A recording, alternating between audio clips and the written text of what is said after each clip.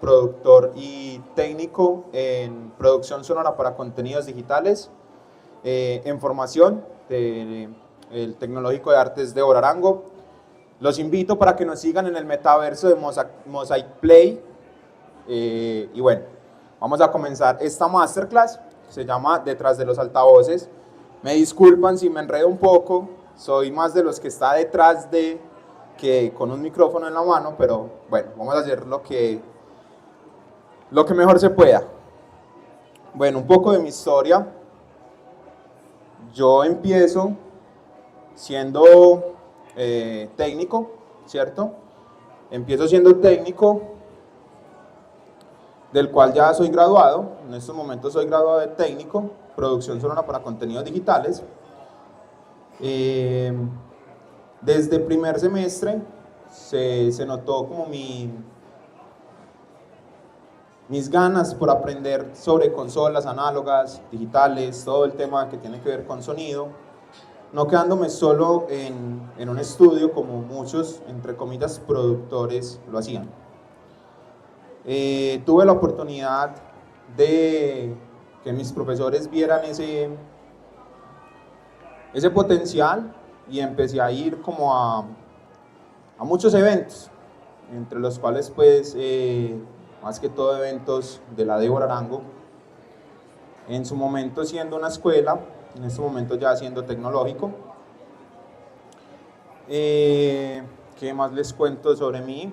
Tengo 26 años, desde primer semestre tuve la oportunidad de medirme en escenarios muy grandes, entre los cuales hoy en día he trabajado con artistas de la talla de Raycon, por ejemplo.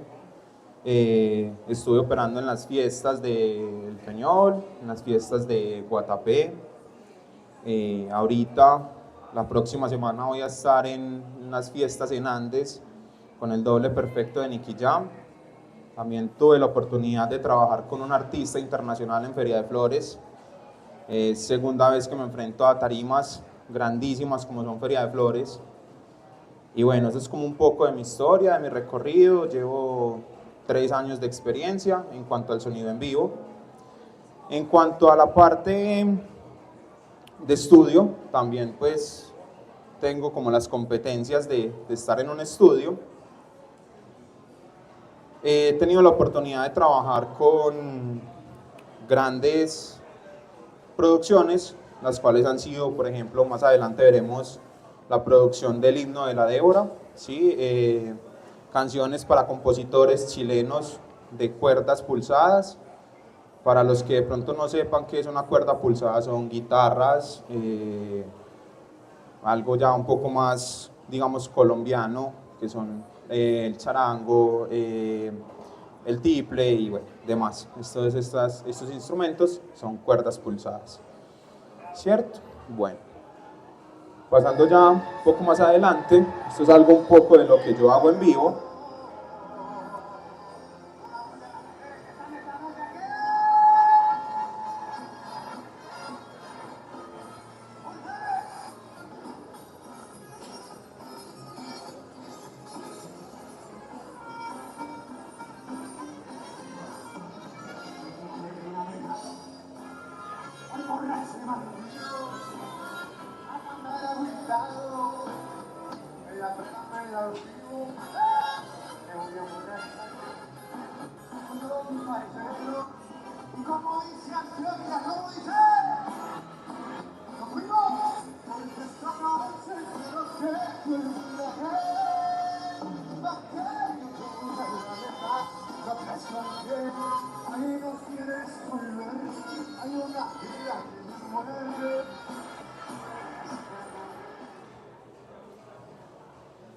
Bueno, esto es un pequeño reel de lo que yo hago en vivo, ¿cierto?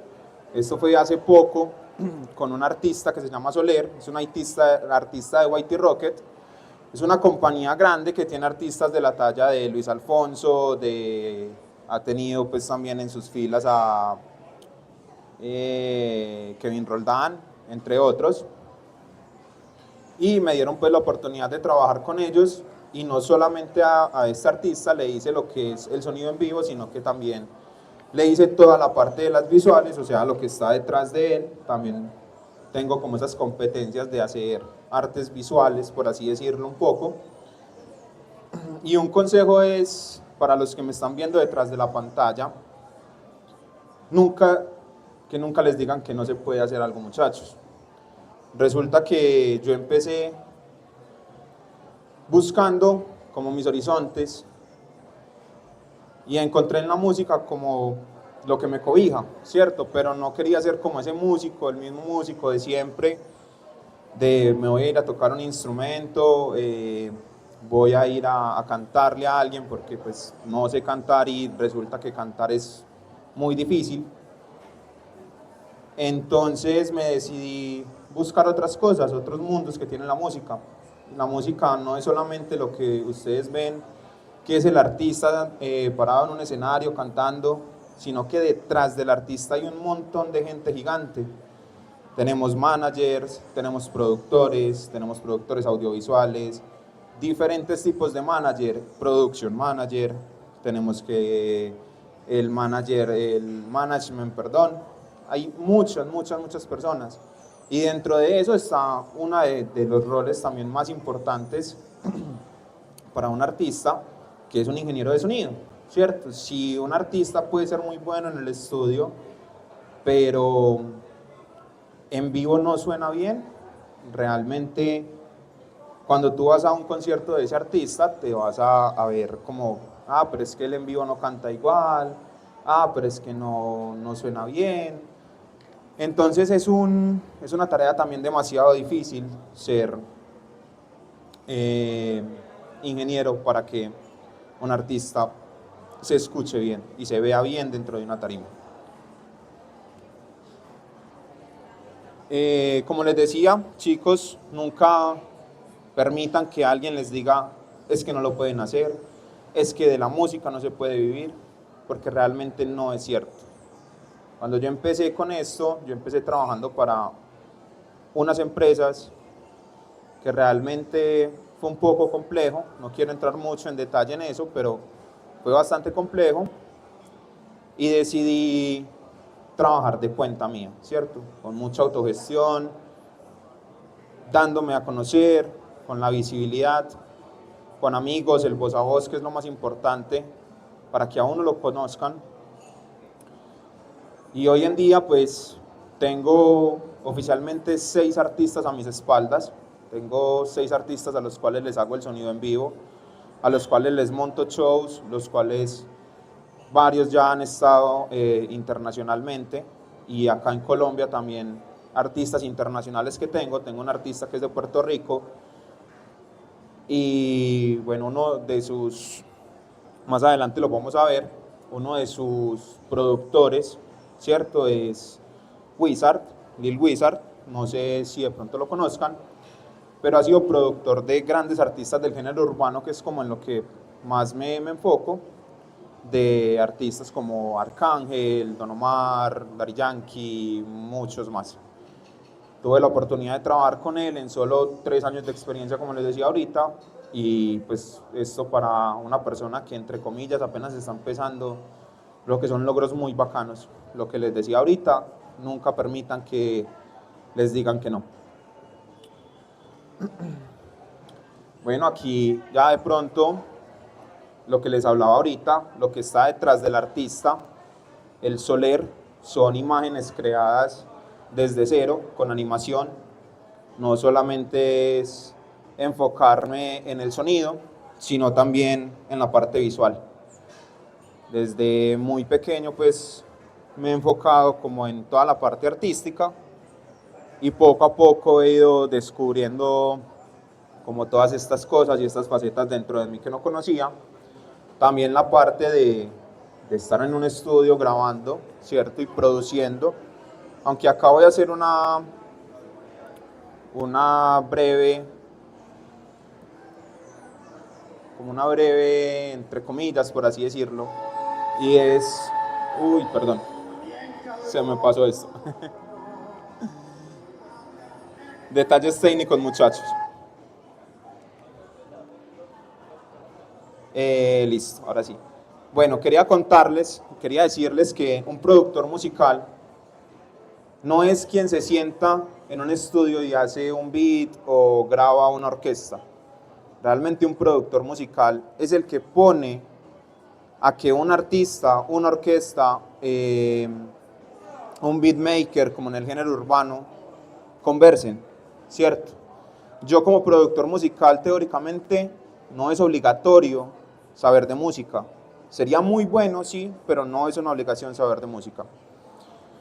Resulta y pasa que el productor musical lo contacta al artista y le dice, mira, tengo esta idea, quiero hacer esta canción, quiero hacer tal cosa. Entonces ahí es donde el productor dice, vale, vamos a hacer una propuesta, yo busco unos músicos en caso de que quieran música en vivo, o busco un beatmaker y hacemos la canción, ¿cierto? Resulta que, listo, al artista le gustó la propuesta que le tiró la orquesta como tal, o la persona que hace los arreglos, que en este caso se llama un arreglista o compositor, o le gusta la propuesta que le hizo el beatmaker, ¿cierto? Listo, vamos a grabar. ¿Qué entra ahí? Entra un ingeniero de grabación. Resulta que el productor no es el que graba. Entra un ingeniero de grabación, un experto en las artes musicales y de grabación, y hace toda la parte del registro, ¿cierto? Hace toda la parte del registro y hace una premezcla. Ahí entra una faceta nueva, que es el ingeniero de mezcla. ¿Qué hace el ingeniero de mezcla? Pone que todo suene en su punto y que nada pelee con nada. ¿Qué es que nada pelee con nada? Que todos los sonidos se escuchen donde deben ser, con la profundidad que deben ser y resaltando de la manera que deben resaltar. Cuando el artista dice, sí, me gusta, es lo que quiero, entra una nueva faceta. ¿Cuál es esa nueva faceta? El ingeniero de masterización. Todas estas personas, todos estos ingenieros, el productor se encarga de buscarlos según lo que el artista le esté proponiendo y lo que el artista esté diciendo, mira, yo quiero sonar así, yo tengo estos referentes. Entonces ya uno más o menos empieza a buscar como qué personas tienen ese sonido y lo traen al equipo de trabajo. El ingeniero de masterización, ¿a qué se dedica? Digamos que entre comillas es lo más sencillo, pero realmente es el trabajo más difícil. El ingeniero de masterización se encarga de ajustar que todo suene súper pulido, que darle ese último retoque a una canción para lanzarlo a plataformas digitales, o a un disco, o en su momento lo que era un LP, un long play, un CD, ¿cierto? Ahí en ese punto termina la faceta del productor dentro de una canción. Si el artista me dice, mira, yo quiero que tú participes en todo el proceso de marketing, de lanzamiento, si yo tengo las facultades como productor, yo lo puedo hacer, pero mi trabajo termina cuando yo le entrego una canción totalmente masterizada a un artista. Hay que tener en cuenta, como todo proyecto, una canción nunca se termina, un proyecto nunca se termina. El proyecto se termina cuando yo se lo entrego al cliente, cuando yo se lo entrego al artista. Pero si yo me siento 2, 3 meses después y digo, voy a escuchar qué hicieron, van a salir muchas ideas nuevas y podré decir, ve, yo por qué no hice esto, yo por qué no hice lo otro. Como les digo, un proyecto nunca se termina, una canción nunca se termina. Pasa exactamente lo mismo que en un proyecto, ¿cierto? Entonces, desmintiendo ya un poco como lo que un productor hace, me han hecho muchas veces la pregunta, ve, vos como productor te sentás, haces un beat, grabas a una persona y te ganas la plata. Realmente el trabajo de un productor va mucho más allá. Y es hacer conversar, como les decía ahorita, a todo un equipo de trabajo, que hay que manejar egos, hay que manejar genios, hay que manejar muchas cosas. y el productor musical es el que debe hacer que todo ese equipo de trabajo diga: estoy contento con el trabajo que estoy realizando. Acá, como les comentaba ahorita, este es un artista de Puerto Rico, es un artista internacional con el que puede trabajar en Feria de Flores.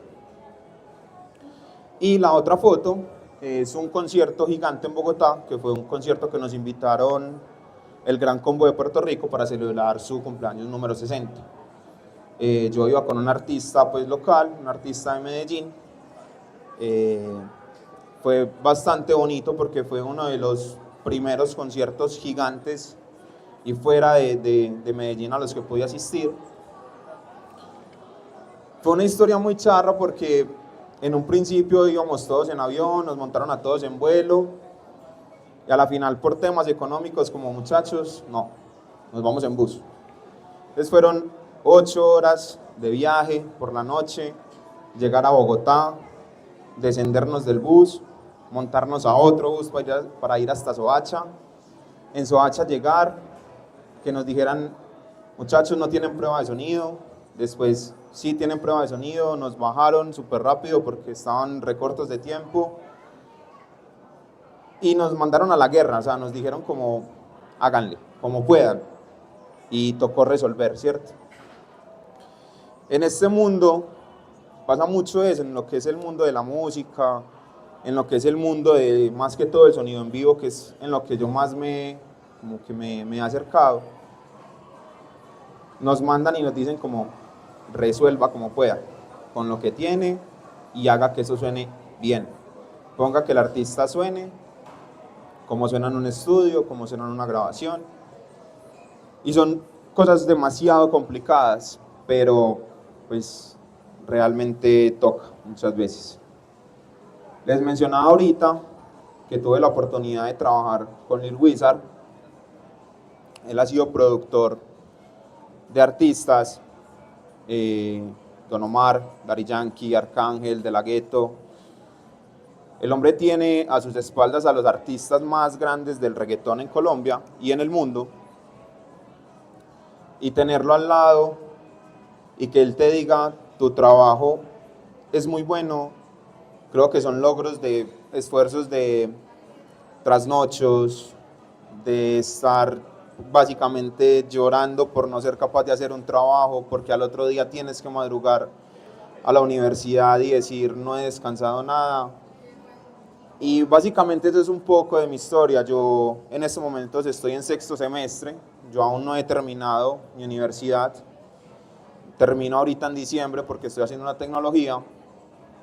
Y básicamente desde el momento 1 que entré a la universidad dije: por aquí me quiero ir, y eso es lo que hoy en día pues me tiene aquí delante de ustedes, delante de los que están acá detrás de las pantallas, de los chicos que me están mirando. Y quería decirles: los sueños se cumplen. Los sueños se cumplen. En algún momento dije: quiero estar trabajando en las grandes ligas del reggaetón, y lo estoy cumpliendo. En estos momentos estoy a punto de coger un contrato es una gira con 10 colegios, que puede que no sea nada, pero estar por 10 colegios a nivel nacional es algo que te va a dar mucha visibilidad también. Ahorita, dentro de 8 días, creo que muchos lo conocieron y lo vieron por televisión. Si se los menciono por su nombre, David Alsina, no lo conocen, pero si se los menciono como el doble exacto y ganador de Yo Me Llamo 2017, posiblemente sí sepan quién es. Voy a estar con él en Andes haciendo todo el tema de sonido en vivo. Y bueno, creo que los sueños se cumplen, chicos.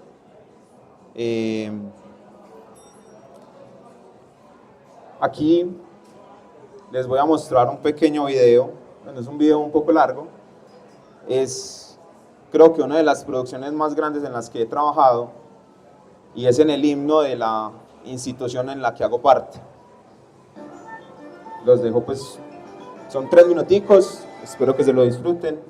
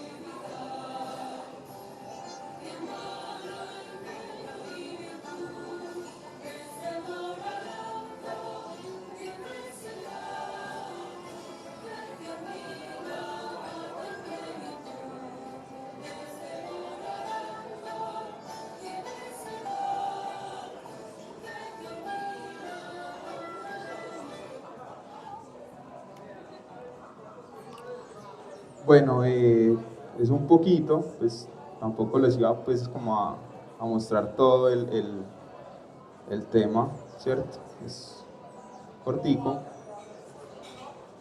Básicamente les quería contar un poquito del reto que tuvimos con esta grabación y resulta que la composición de esta canción es de un maestro colombiano muy conocido, se llama Gustavo Adolfo Díez, si no estoy mal. Fue bastante retador llevar a cabo este himno porque él no quería que el himno fuera lo de siempre, una orquesta clásica, como lo es el himno de Colombia o como son muchos himnos de muchas instituciones. Él quería mostrar que dentro de la Débora podíamos hacer algo mucho más allá. Y él quiso mezclar jazz, quiso mezclar salsa, quiso mezclar cumbias, y fue bastante retador querer hacer esto que les acabo de mostrar, porque desde la grabación hubieron instrumentos que en un himno normalmente no se ven, y a la hora de la mezcla tuvimos una mezcla de más de 50 instrumentos, voces, es demasiado difícil. No contábamos con espacios muy buenos para grabar y aún así lo logramos. Encontramos la manera de que todo esto fluyera. Dentro del estudio éramos 6 técnicos de grabación, 4 ingenieros, ingenieros de sonido pues como tal.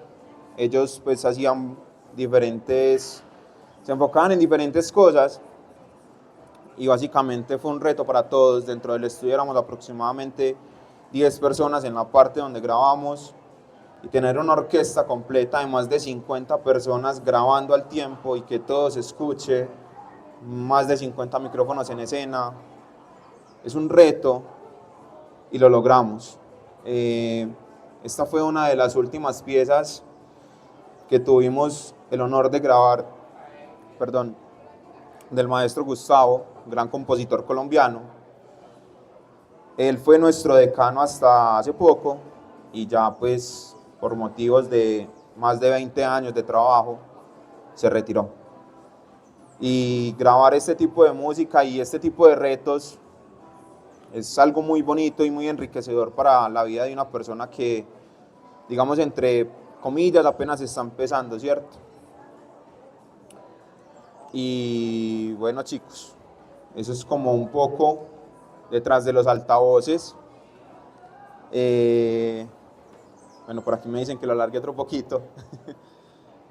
No soy de muchas palabras, porque como les dije al principio, soy más de estar detrás de estos aparatos, que es un micrófono, estar sentado en una consola haciendo que el público escuche, el público vea y haga que un artista se sienta bien y se escuche bien.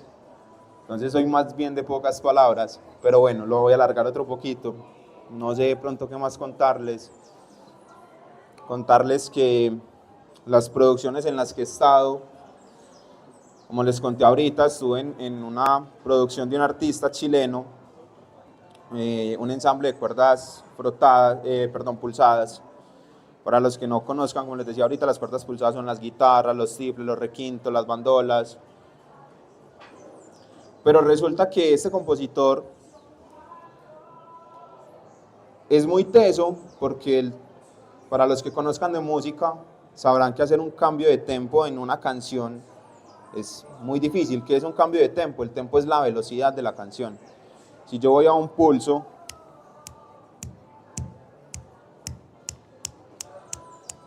hacer eso es muy difícil para un músico. Resulta que los compositores no lo ven tan así. Ellos dicen, no, el que es buen músico es capaz. Resulta que puede ser muy buen músico, pero eso es muy difícil hacerlo. Él va en un tempo y resulta que cambiar de un tempo a otro es difícil, es complicado. Y nos enfrentamos a una canción que él compuso, una canción que duraba 10 minutos, se llama Los árboles del viento. Seguida les puedo poner un pedacito. Y los cambios son demasiados. Y los músicos nos tocó grabarlo, íbamos a grabar todo en bloque, o sea, toda la orquesta completa, pero resulta que no fuimos capaces, porque los músicos no se acoplaban bien al tempo. Entonces resulta que nos tocó ir músico por músico y decir, bueno, entre comillas la magia nos toca hacerla nosotros en postproducción y hacer que todo eso conversara. Son retos en los que uno dice qué vamos a hacer, cómo lo vamos a hacer, pero al fin uno busca la manera, como les dije ahorita, uno resuelve y las cosas pues de un momento a otro empiezan a fluir. Les voy a mostrar, les pido un momentico, les voy a mostrar la canción para que se den cuenta de lo que les hablo.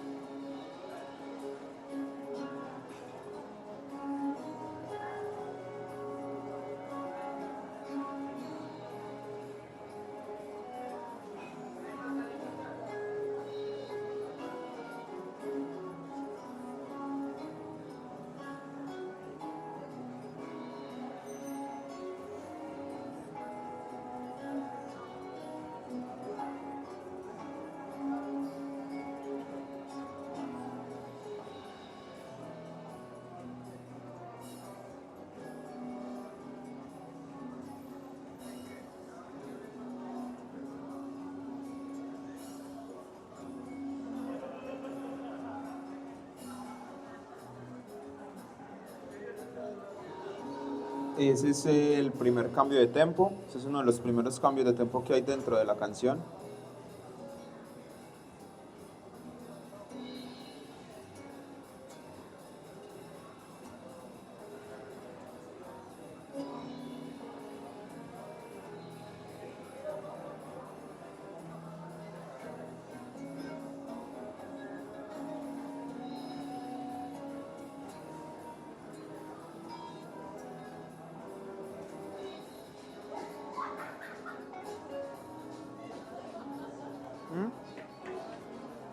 ¿Ya lleva más de la hora? Apenas.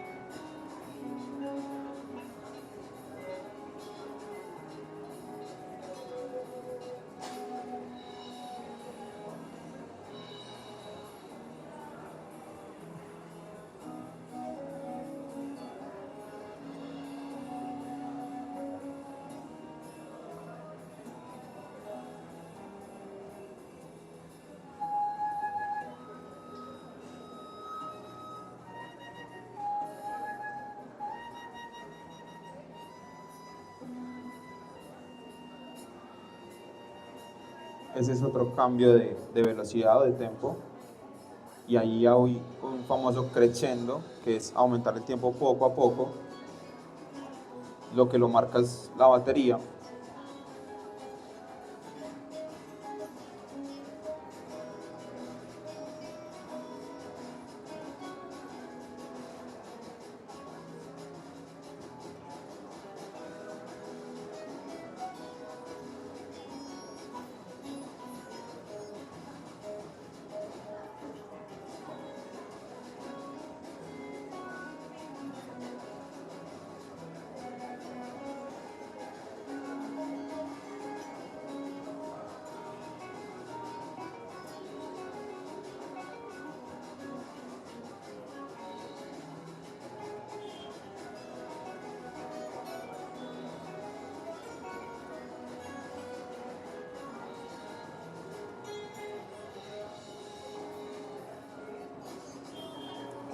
Cambio de tempo, y no solo de tempo sino de ritmo, ya es otra intención musical.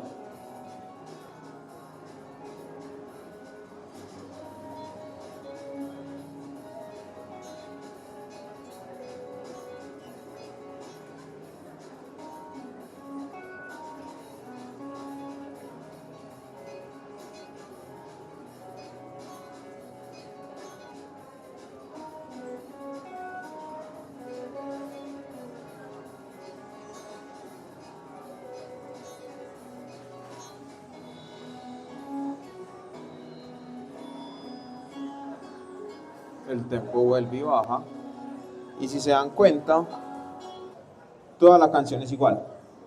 Toda la canción está en constante cambio. Sube el tempo, baja el tempo, cambia el ritmo. Para los músicos es muy teso, y para los productores o ingenieros también es muy teso hacer este tipo de música, porque uno normalmente, cuando está ya en postproducción, hace algo que se llama cuantizar una canción, o sea, que todo quede marcado.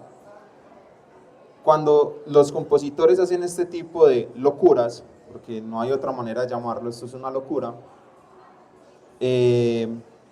para uno como productor o como ingeniero de mezcla, que es la persona que se trata de que todo esto quede cuadrado, se puede llevar un proceso de más de 2-3 semanas editando una canción de este tipo.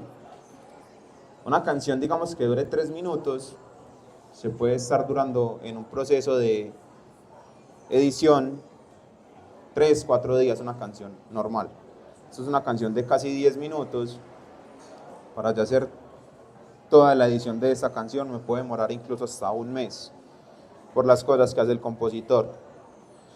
Resulta que el compositor es un magíster en guitarra, y el guitarrista que interpretó la obra decía que él solamente, para poderse aprender, porque una de las intenciones de esto era que solamente el baterista, porque él es el que da pues como todo el tempo, era el único que podía tener las partituras visibles.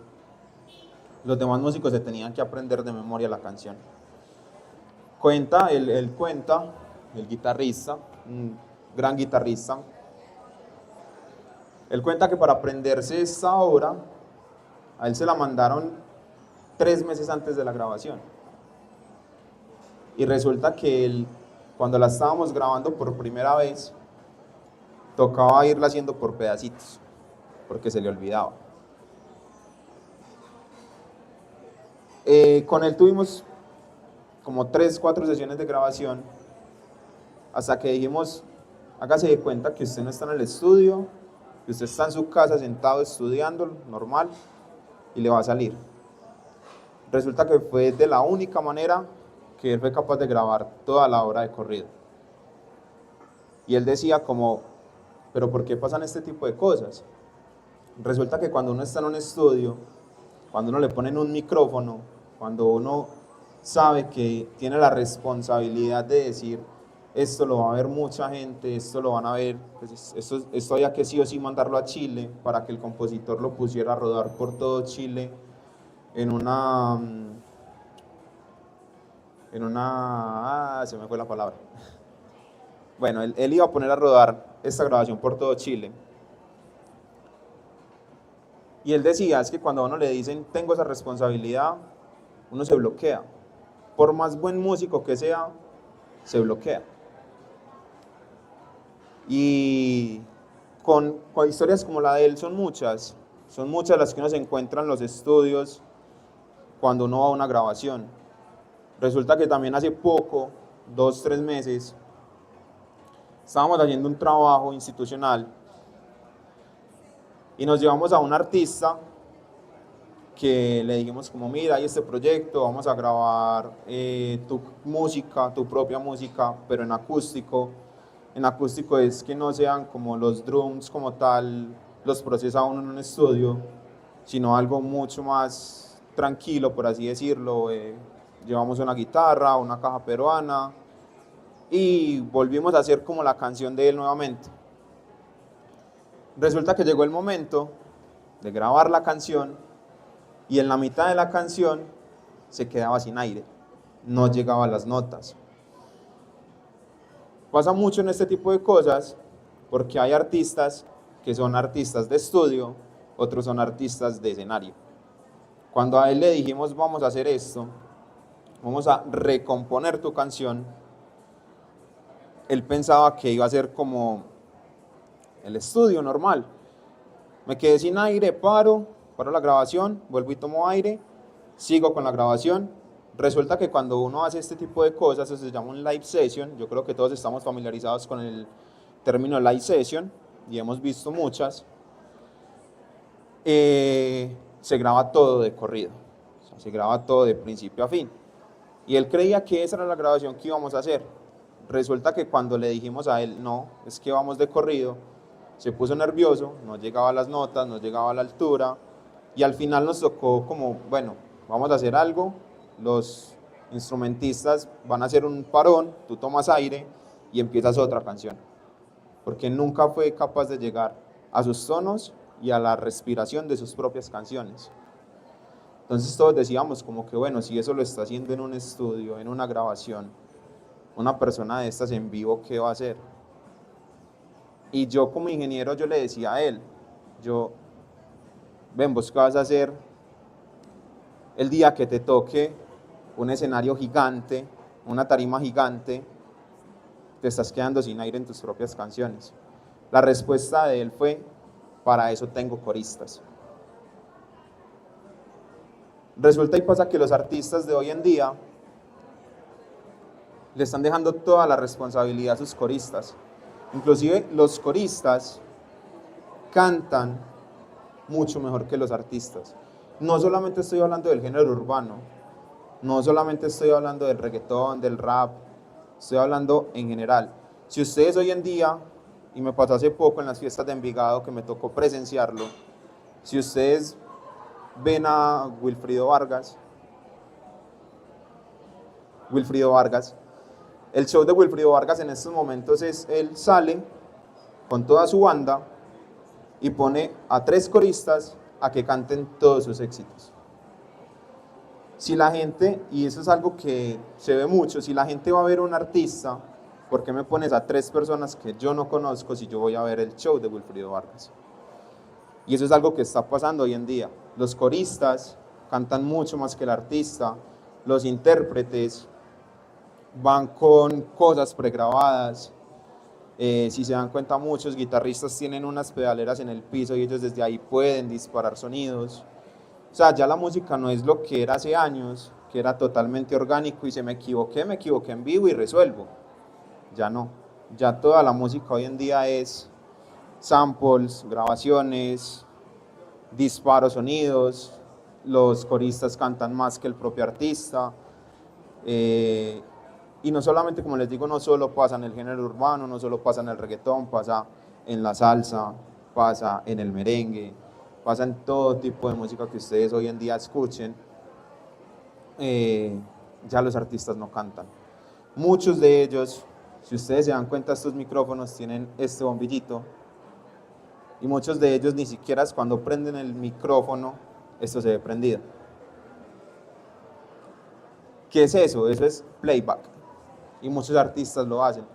No sé si ustedes se dieron cuenta que hace un tiempo a Karol G la criticaron muchísimo porque se cayó en un concierto y todas las voces estaban de fondo. Eso fue en Estados Unidos, si no recuerdo mal. Ya hoy en día los artistas hacen eso, hacen playback, cobran una millonada de plata, Karol G está en $800.000 para que le digan, es que usted hace playback, o es que usted no canta, cantan son sus coristas. Eso pasa mucho en el género ya, pues en el género no, en la música, en la industria musical como tal.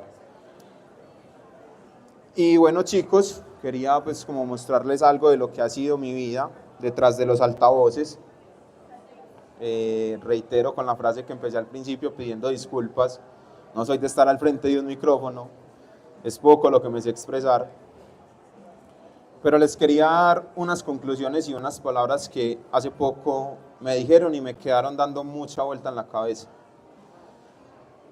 Nunca hagan las cosas porque a Julanito le va bien, porque a él sí le resultan. O nunca dejen de hacer sus cosas porque resulta que es que mi referente le fue mal, es que este se fue por tal parte y yo también me quería ir por ahí, pero vi que a él no le fue bien. Nunca dejen de creer en ustedes. Nunca. Los procesos se demoran, los procesos pueden ser lentos, pero si ustedes persisten en sus sueños, los van a lograr. Nunca dejen de creer en ustedes. Si sus padres, amigos, familia les dicen, no, es que si más de uno aquí quiere meterse por el tema del arte, es que el arte no da plata, es que, o la carrera que sea, no solo el arte, es que eso no da plata, es que los empleos del futuro son la tecnología o son tal cosa. Muchachos, si ustedes quieren algo, de ahí van a poder vivir. Cuando yo empecé en este mundo me decían, usted de la música no va a poder vivir. Cuando yo renuncié a mi primera empresa, trabajando como ingeniero de sonido, me decían, entonces usted qué es lo que quiere. Resulta que yo en estos momentos, al principio les dije, estoy trabajando con 6 artistas, un internacional, yo solamente llevo 3 años en este mundo y ya estoy, digamos, como en oídos de productores internacionales que han escuchado mi trabajo, les ha gustado mi trabajo y el voz a voz me ha ido llevando a donde estoy hoy en día. Entonces no permitan que nadie trunque sus sueños, no permitan que muchas veces, como las empresas, se aprovechen de sus capacidades. Cada uno es muy teso en lo que se proponga y busquen las oportunidades que la vida les da y no las desaprovechen. Yo salí del colegio teniendo 16 años, yo ya era para estar, digamos, graduado como profesional. Yo empecé estudiando ingeniería mecánica, luego pasé por ingeniería informática, hoy en día estoy haciendo simplemente una tecnología que me ha llevado mucho más allá de lo que en quizás casi 10 años, 7 años atrás hice en estudios. Simplemente luchen por lo que quieren, busquen oportunidades, esta vida está llena de oportunidades, en lo que sea, en lo que ustedes se quieran desempeñar, hay oportunidades. Simplemente aprovéchenlas y busquen la manera de decir y de decirle a la gente, ustedes pueden, porque cada uno de ustedes, los que están acá sentados, los que me están viendo a través de la pantalla, pueden, así como yo y como muchos que no han dejado de creer en sus sueños, pueden. Muchas gracias muchachos por escucharme, por estar acá, a los que están detrás de las pantallas, muchas gracias, hasta una próxima ocasión.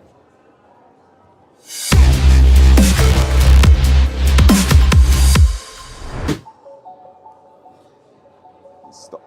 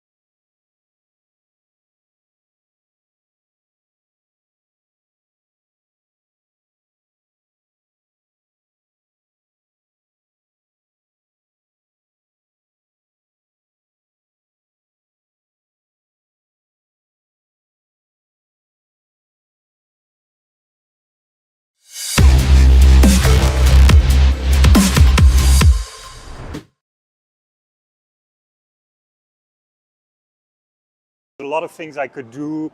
We could be creating characters together. We could talk about the industry and all of that.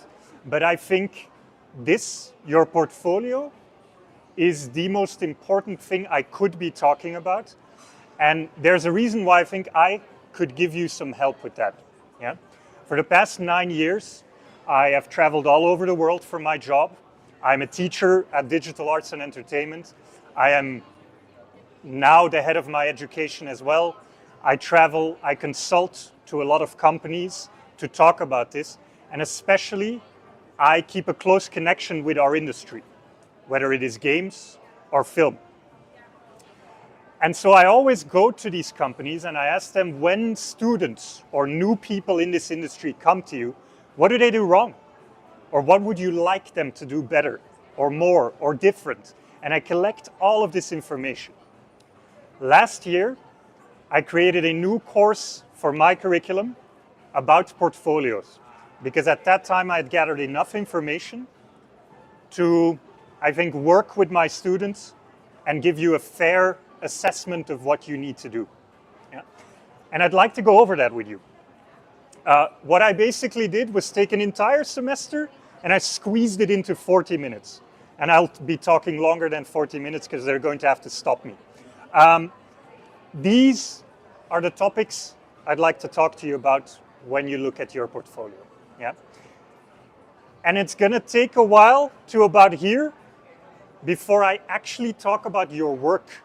Because everything here and a lot about this is about you and not your work. And that's the biggest thing that people overlook when they're talking about their portfolio. Yeah? Let's talk about establishing an identity before we start creating a portfolio. So I ask my students to do a couple of things when I teach this class. When we start, these are questions that they need to answer me.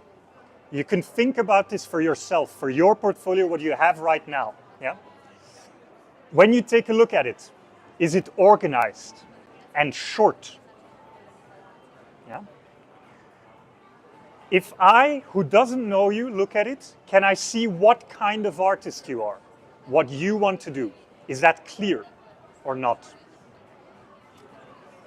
If I want to find you, how easily can I find you? Can I contact you? Is there a mail? Is there a way for me to get to you if I'm interested? Yeah? Do you want to work right now or not? Something a lot of people forget to put on there. It's just out there and it's like, can I get this person or not? Have you ever worked in a studio before? Put that on there somewhere if you have. Where are you currently? And if you're open to a lot more, then put that on there as well. Yeah? And then, when I go through all of this, is there something that you're doing on your portfolio that's going to make me remember you? A logo, a color, an icon, something.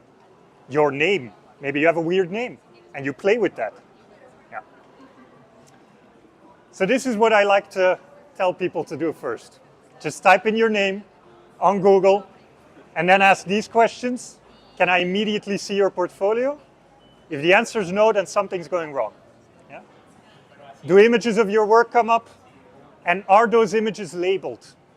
So oftentimes you can see images of your work and they're on Pinterest and they're on this and they're on that and on Instagram, but there's no label. If someone else reposts your work and I see it through there, but your name is not on there, then I'm never going to find you. So keep that in mind. Yeah? Okay, those are just some questions to get you thinking. Let's dive into some actual things you can do. Yeah? If you look at this, you'll probably recognize these logos. It's because millions and millions of dollars have gone into designing them, even though they're very simple. But that's the thing. They're very simple. And you should think like that as well. You can do the same thing with your portfolio. In fact, several artists do this. And I think the best one out of all of these is this one. Why? It is such an ugly shade of green that you will remember it if you see it again. And it's just a circle. That's it. But this person, this is the lead artist at Blizzard Entertainment. It's one of the best artists in the world. He created the orb brush for ZBrush, and if you've ever used ZBrush, you use that brush. He's known for that logo. Yeah?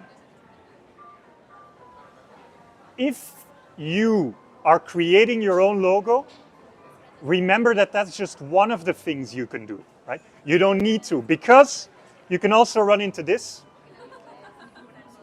You need to be able to do this, right? It's not easy making a logo. I just showed you an easy example, but it's not easy, right? You can also think about doing something like this with your name, yeah? These people have something like that, something like that, something like that, yeah? Keep it simple, but these are easy things to put on work as well. Just on the bottom, in a small part, that's gonna make it very recognizable in the future, yeah? Okay. No, I don't need, es bueno. Can you hear me? Yeah, it's all good? All right. Now, how can you get started on this easily? Yeah, I think playing with color is a really important one. Pick a color that you like. There's a website called Adobe Color, it's free. Yeah, you've probably used it. Why? There are color schemes there. In those color schemes, you can pick whatever you like. You pick your primary color. Let's say you really like this shade of violet pink, yeah? And it'll suggest what other colors you can use. And this is not just for a logo. This can be used in your resume as a background color. This can be used as a background color for renders you make of your 3D work. It can be repeated, and that's the important part. You're creating a visual identity as an artist. That's super important. Yeah? So pick something you like, and then think about all the other colors that could be associated with that, and bringing those colors into your work. When you're texturing a character, bring it into some of the clothes. Yeah? When you're then making an asset, bring it into the texture of the asset. It's not going to make it boring. It's going to make it consistent. Yeah? But you can, and I'll give some examples later, always introduce, for example, the same background color when you're rendering. You can create one render setup that you reuse every single time. And then when you put your work online, it's always going to be nice and consistent no matter the subject. Yeah? I'll show you some examples later of what that looks like. The presentation of your work. We're still not on the work itself, right? First question. Do you need a lot or do you need a little on your portfolio? That's the number one question I get when I'm talking about portfolios from my students. Here's the thing. You don't need much, but it needs to be the best of what you can do at that time. Work from 4 years ago, you can probably make something better right now. So it should be that. Do you need 10 pieces? No. I would say for a student who is just graduating, 3 to 4 pieces is plenty if it showcases your best work. Yeah? However, there's a caveat. That's a weird word, I know. What I mean is, if you want to be a character artist, and you put 4 characters, and it's just the same, 4 characters like this, little pose, something like that, 1, 2, 3, 4, and they're all equally good. You're not showing me anything. When you're now making your 5th character, what more are you showing me? Unless you've improved so much, you're better off showing something slightly different. Like really, for example, create a jacket for a character that's super detailed and super well textured. I'm giving the example of a character artist because I'm a character artist myself, but it can be applied to anything, right? But making the same fire simulation 4 times isn't going to tell me you're a better fire artist, right? Make it once, make it good. And then make me another simulation. Then make me another element of character creation, for example. Yeah? Okay. Where do you put that work? Do you know ArtStation? Perfect, that's all you need. Yeah? People constantly overthink this. And then they go, do I need to make my own website? Do I need to do this? Do I need to put it on Instagram? You don't need any of that. Just put it on ArtStation. Everyone is on there. It's simple, it's free. You can send a link. Recruiters know it. And I think that's important. It's comfortable. And it's easy to put your work on. Just put it on there. Don't use DeviantArt. That's for children. And pornography. So don't use DeviantArt. Okay? Right. How do you make your ArtStation look good? There's several elements, and we're still not in the work, right? We're still talking about you. Look at this guy, Martin Hoff. I think he's a great artist. He has this background, and then look at the picture. See how it kind of continues in there? That's not by accident. He did that on purpose. Do you need to do that? No.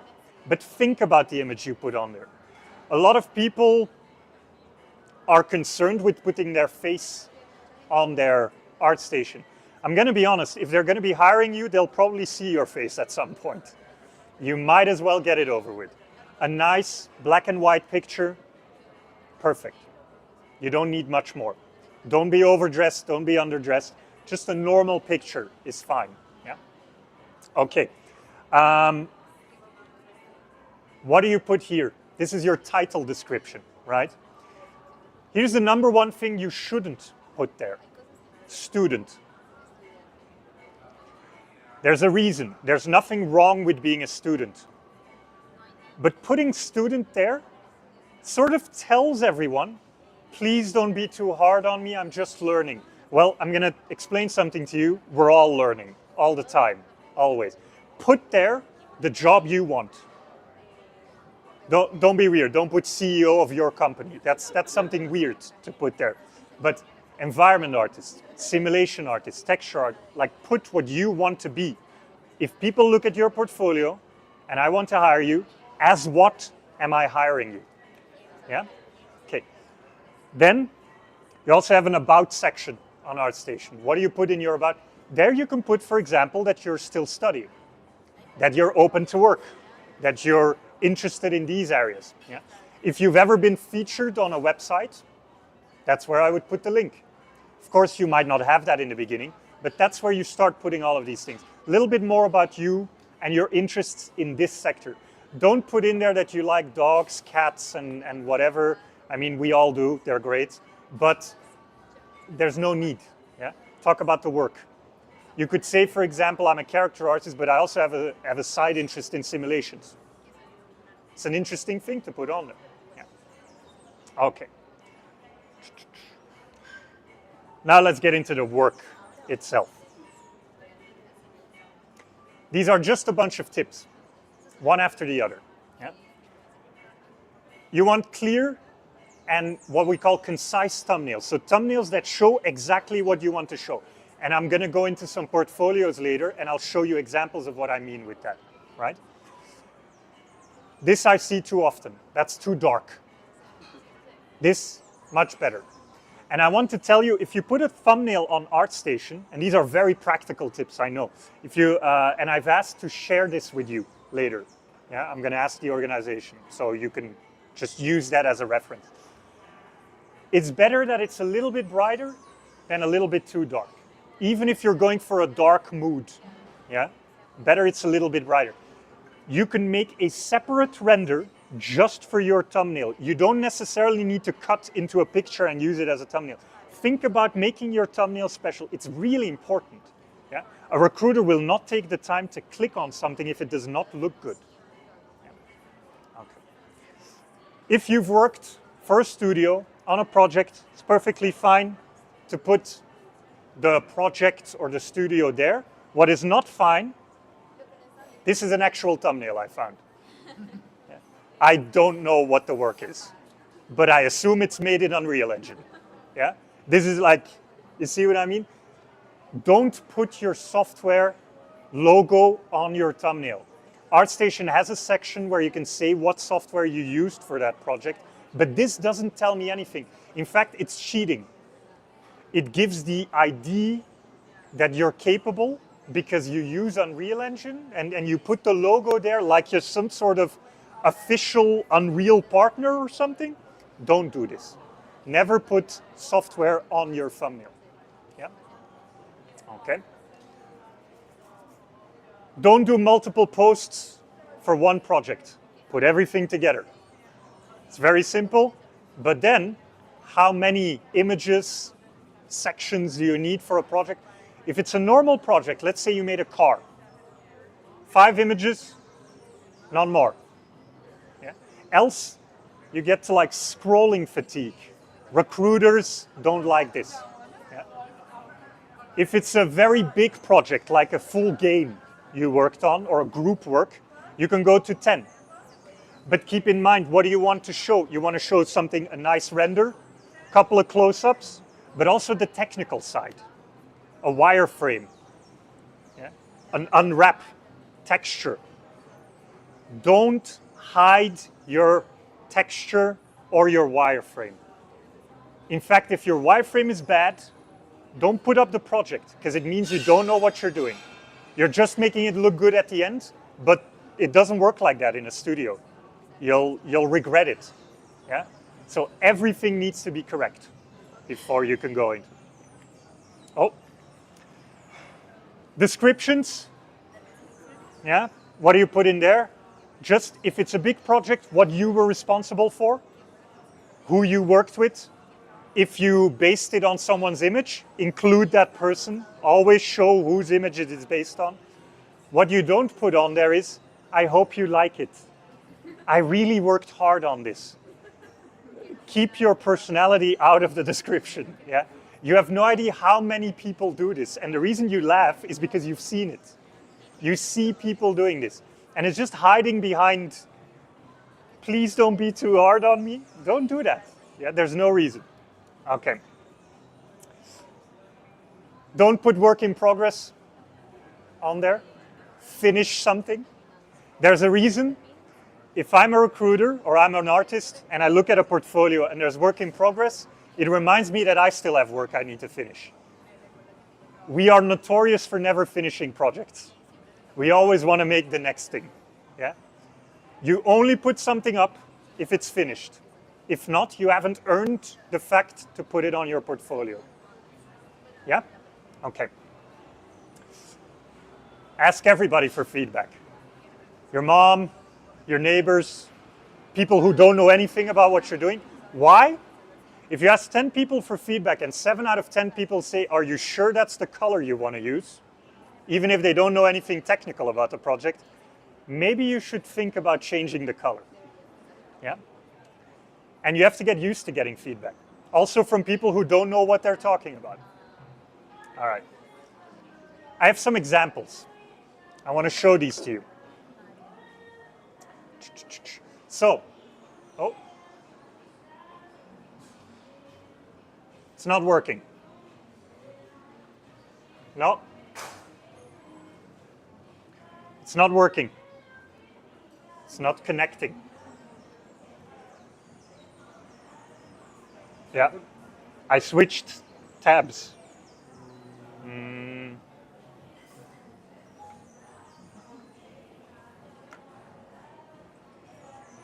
Yeah, unplug it. Okay. Small break.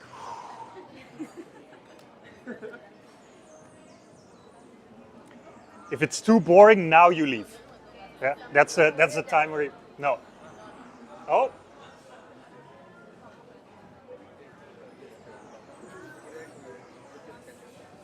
And now I think, yeah, just this one. No. Hold on, let me, what if I do this, is it going to jump back? Ah, it's because I'm no longer in the presentation, I'm on the internet now. Because see, now it does it, but not, no. See, because now I go out of my presentation. Okay, so maybe don't go. Ah, okay.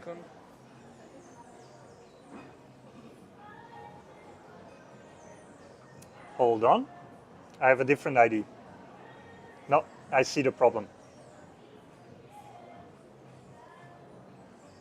I think it's this. Can we hold on, right? No?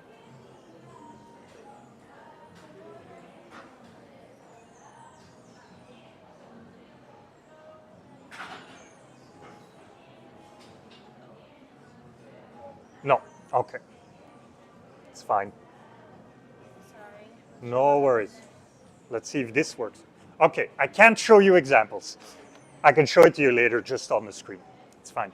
I was going to show you some good examples, some less good examples of what that would look like if you apply all of this. Yeah, but I'll show it to you afterwards. I'll hold my laptop like this and I'll go, yes. Okay. Already, at this point, I'm moving on from the portfolio itself and I'm talking about you again. Yeah? You cannot underestimate when you go to recruiters, when you go to companies, how important this factor is. Yeah? Where do you find jobs? Very cliche, hiring websites. But that's too boring. Art forums, where you're talking to people. You would be surprised how many lead artists are on coding forums or Houdini forums or ArtStation even. Yeah. And if you already know the studio you want to go to, you find jobs on their websites. Yeah. That's simple, but how do you get to those people? Well, most companies you have to go through an HR representative. And I already want to tell you one thing about them. They don't know what the work is about. And I'll show you how we can get past that. Industry meetups. It's kind of like this, but specifically for artists, for coders, like that. You have to find them where it's being used. But why is this important? I had a student who went to one of those industry meetups. And he goes and he gives his portfolio to a lot of people and it's very nervous and all of that. In the evening, they have a party. Yeah? And he's at the bar and he's talking to some artists. And of course, he wants to get into their companies, right? And there's another guy sitting next to him. He told me this, right? There's another guy sitting next to him and they get to talking. And at a certain point, and I'm not telling you to do this, I'm just telling you a story. At a certain point, they start talking about smoking weed. Yeah? And the other guy was like, yeah, I wish I could, but I don't have anything on me. And my student goes, but I do. So they go, okay, well, have a smoke outside.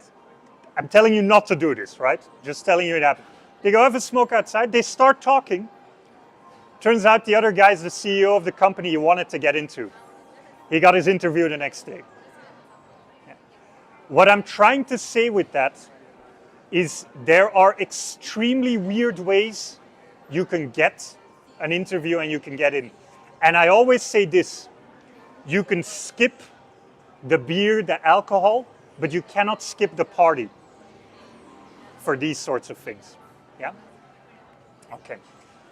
LinkedIn, ArtStation, artists are on there, they look at each other's work, comment on someone's work. If your name gets recognized, if someone likes your work and they work at a studio you like, talk to them. Just go, I see you gave a nice comment about my work, thank you.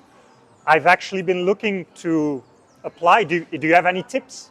Don't immediately go, can you get me into the company? No, ask for some tips and get the connection going. Yeah? Okay. In this, when you see a slide like this with a lot of white space, right? This is what I do in my class. At this point, I stop, and they have to do this.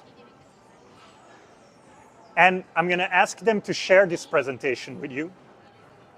And you can treat this as homework to make it easier for you, yeah? Because these are the steps I would do it in. Start by making a list of all the studios you would like. And then see what you can find that connects you to those studios. Yeah? That's already going to give you an overview. That's step one. Moving on. You have to send a mail to those studios. What do you put in there? Oh. Hello. An introduction. And immediately, the link to your portfolio. In the very first paragraph, portfolio in there. Yeah? Take a look at my work here. Yeah? mention, if you're sending an email, that you're including it, that you're also including your resume. You know what a resume is? It's like a summary of all your work experience. Mention it. Yeah? Next paragraph. Well, you do a bit of an explanation. Why do you want to apply to that company? I always tell my students to be very specific. And what do I mean with that? Here's the biggest mistake you can make in an application. It's writing, I'm very passionate, I work hard, and I love what you do. These three things are bullshit, and they do not mean anything. Yeah? I always say this, if you have a studio that you've loved since you were tiny and you really want to work there, right? Like Disney, for example. I ask my students, and this is the hardest thing they have to do for my class, I ask my students why. And they go, oh, I think their work is really cool. Why? What is the reason you picked that studio? How did it make you feel? If you write, I've been a fan since I was a child of your games or whatever, why? How did it make you feel when you were playing it? What specifically is one core memory you have of playing, watching, interacting with that studio? And that's the hardest thing to come up with, to think about. But that's the one thing that's going to set you apart from everyone else. So if you take away anything, do this. Don't write I'm passionate. Don't write I'm hardworking. Let your portfolio show that you are. Yeah? The work you make is going to show me that. The reason you put in there for wanting to apply is going to tell me why you're passionate. Yeah? Okay. And then all the way at the bottom, you put your name, and again you put your portfolio link, and you put your LinkedIn, and you put your mail again, and you're telling me, but I mailed to them. Yes, put it again. Put a phone number if you want them to contact you by phone. Anything to get to you, you put in there. Why? Don't give them a reason to have to look for it. If everything is nicely there, it's easier for them to reply. And that's what you want to think about. Make it easy, easy, easy for them. Don't give them a reason to say no. And if they have to start looking for your mail or your profile or something like that, they'll just say no. They have thousands of applications. Yeah. Okay. The next part of work. Prepare an email. I would say prepare a template. And then per studio you apply to, find the specific reason you want to work there. It's hard. This takes a lot of time. Yeah? But having a template makes it easier to send the next mail. Because you're sending 20, 50, 100 mails. It's a lot. You're going to get a lot of no's. You're going to get more no replies. It's fine. That's the way the game works. Yeah? Okay. Congratulations. You get to this stage. Yeah? First thing when they reply back, yes, I love dogs. First thing, the reason these images are there is because I use these for my students and I annoy them with stock photos. I love doing that. The company replies to you. Great. Even if you have to think about what they ask, maybe they ask of you, can you send more of this and more of that? Let's say you need time to gather all of that. First up, already say thank you. Start off positive. Yeah? Thank them for the time. They have replied. Thank them for that. Yeah? It makes it harder for them not to reply later. It's psychological. Yeah? But it's also just nice. Be polite. And then they'll often have instructions. We need this. Can you tell us more about that? In this way. Follow it exactly. Yeah? Show them that you can read, that you can understand what they're asking of you. Yeah? Here's how it works for a big studio. And I'll explain a small studio afterwards. A big studio, you're either contacted by HR, you found a way in, and all of that. Maybe you don't get a reply for a long time. That's not about you. It's about where the studio is in their pipeline. If it is very busy, they won't even think about hiring someone new. And that's why you're not getting a reply. It sucks. It's unfair, but it's going to happen. So don't take it personally. Yeah? But let's say you do get a reply. You're probably going to first get an HR representative with a few questions. Yeah? These are boring questions. These people do not know anything about the work. Yeah? There are some, but they're rare. It's to make sure that at least they're not wasting their time with things like, oh no, but I actually don't want to work for your studio, before they start getting the lead artists involved, because their time is precious, right? Then, when you get through that stage, they'll probably put a member of the team to ask questions about the work itself. Yeah? This is the actual thing people think about when they think about an interview. But all these other steps comes before that. Yeah? This is to check if you know what you're talking about. Yeah? First is administration. This is the real interview. Yeah? They'll probably give you this, an art test. Yeah? Some studios do not do this. Some studios always do this. Some studios do this if they're not sure you have the exact skills they need. Yeah? Thing about an art test is they probably won't give you the time in which you need to complete it. That's tricky. Because that's the actual test. You need to be honest, and I do mean it. Honestly tell them how long it took you from the moment you started. You don't need to start right away if you don't have the time. But when you start, keep track of how long it took you, and honestly tell them if it took you 4 days, that it took you 4 days. Why? If you are going to a company and you say it took me 1 day, they know you're bullshitting. They know how long it takes for these art tests to be done, right? They're just checking if you are in the correct speed, in the correct production process. Just don't lie about it. Because if they need someone faster and you lied about it and you start working, you're going to be stressed all the time. And you're going to quickly be fired. Yeah? So it's better just to be honest. You're going to get an on-site interview after all these other steps. And this is if at no point at this they said no, right? Your on-site interview is a chance for you as well to look at the company and how they're working. Look at the teams, how they're sitting. How many people are in the office? Yeah? Remember, I know we all want that job, but you're interviewing them as much as they're interviewing you. Nothing is worth it to do something day in, day out that you do not enjoy. It's going to make you miserable. So make sure it's the right company for you as well. Yeah? This is also to check if you're not weird or not too weird, because often they'll ask you, do you want to come eat with the team that you might be joining? Yeah? It's just to have normal conversations. Yeah? For these things, don't be overdressed. Don't come with a suit and a tie or a ball gown or something like that. Yeah? But don't be underdressed here. Probably the people you're going out with have shorts and Hawaii shirts and all of that. They've earned that. You do not. They're not being interviewed. You are at this point. Normal, neutral clothing. Don't put band t-shirts. It could be that the lead artist doesn't like Led Zeppelin. I don't know why, but that would be a stupid reason not to get hired. But it could.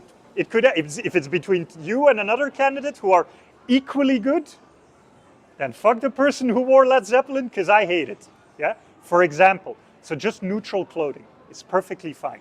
Not too much, not too little. Okay. Small studios, a lot easier. They probably won't have an HR person. Probably the interview is immediately with someone from the team. There's a chance you don't get an interview, and it's because their time is very precious and they don't have a lot of it. That's the number one reason you might not get an interview. But it's easier to get into a smaller studio. And I think as a beginner artist, it's better. You'll be able to do a lot more, you'll get more responsibility, and it is perfect to learn. And I know a lot of people who were like senior artists at Disney, at DICE, at Ubisoft, at all of these, who went to smaller studios because it's a lot more comfortable to work in. Don't think because you go to a small studio that no one knows that the work is shit. It's not true, especially in the beginning. Give yourself time to practice. Yeah? Okay. I have some questions they all ask, and I'll give you the actual translation of what they mean. Yeah? What skills and software do you know? They're not actually asking about the skills and software. What they're looking for is, how long is it going to take us to train you? Because every studio has their own pipeline. That's what they're looking for. Yeah? They don't care if you use Blender or blah, blah, blah. They're like, this person has never heard of Houdini, but we use Houdini for everything. Then they're going to know this is going to take us a couple of weeks to get this person on board. That's what they're looking for. Yeah? Whoa. What's your background? What have you studied? Have you worked already? This is the exact same question as before. Are you used to working in a group? That's probably what they're asking. It's a very simple question. You can answer it honestly, but know what they mean when they're doing that. Because you can actually then give them the answer they actually want. Yeah? Why did you choose our company? It's a very specific one. You can get angry and go, I already put that in my motivation mail. Assume that everyone at every point that's talking with you hasn't read what you've mailed them, doesn't know you, hasn't seen your portfolio. You always start from zero. Don't get frustrated. Yeah? This is a bit of a test to see if you've done your research. You have to research the company you're going for. Yeah? The worst thing you can go is send them a mail or be at this question and then tell them, yeah, I really like playing that game, and then they go, we did not make that game. It happens. You get nervous. You're dealing with a lot of studios. Be aware of this. That's what they're asking for. And you can be very specific.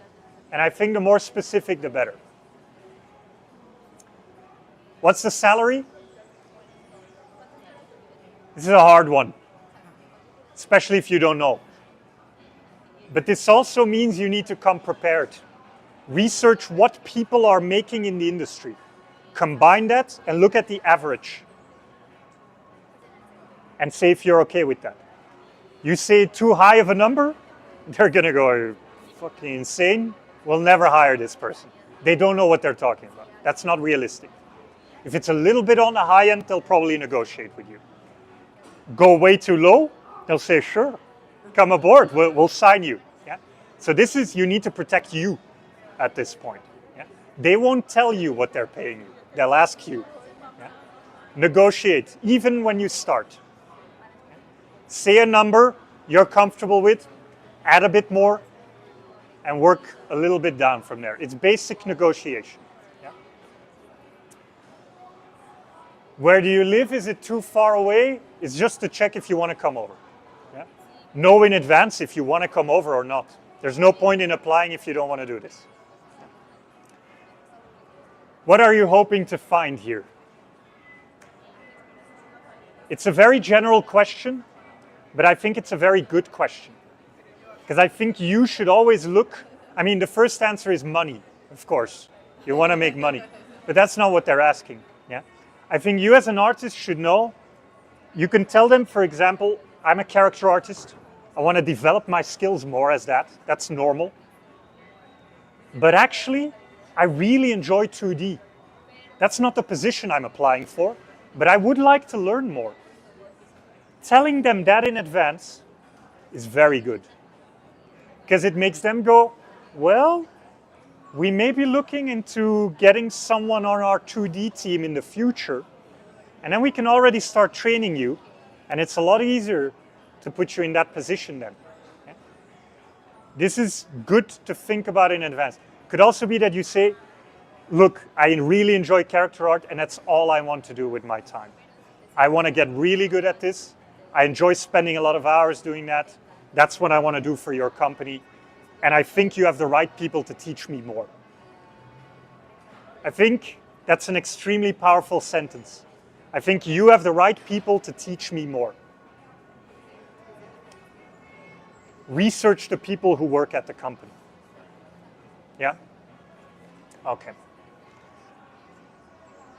And then what I think is more important than all of those others, all the way at the end of the interview, they'll ask you, do you have any questions for us? Most people go, no. I think that's the biggest mistake you can make. It's not really about the questions, it's about the impression you're giving off. Yeah? No makes it seem like, please, please just give me the job, I don't care, get this interview over with, I'm done. No, be critical.